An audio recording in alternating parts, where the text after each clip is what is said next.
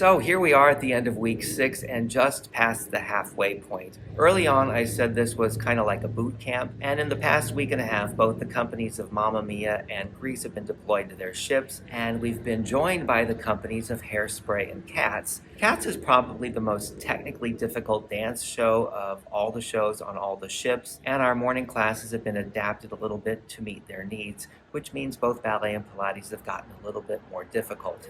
Now, good for me, I've been going faithfully since I got here, so I'm still able to keep up, but I am definitely noticing a difference. On Monday, we had our first official rehearsal with our director, Jason Capewell. Jason is not only the director of The Wizard of Oz, but he's also the artistic director of Royal Caribbean Productions in general.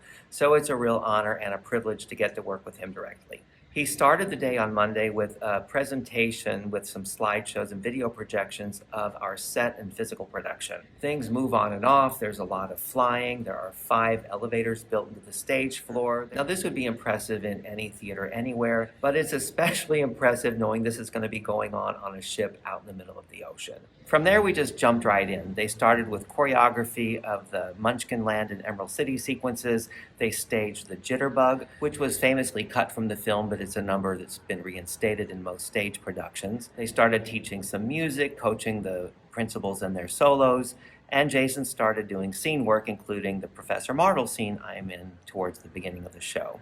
About midweek, we also had a costume presentation, and this was mostly for the benefit of the ensemble. Each of them play a very specific character in Munchkin Land and in the Emerald City, so it was really interesting seeing those drawings and hearing the concept behind each of the costumes and characters. The week just flew by, and Saturday we had sort of a refresher of everything that was taught. So even though the material had just been presented, it kind of started feeling like a show. And even though you could see everybody really concentrating, you could also start to see those little glimmers of magic. And so I think everybody was duly impressed and also excited to go forward.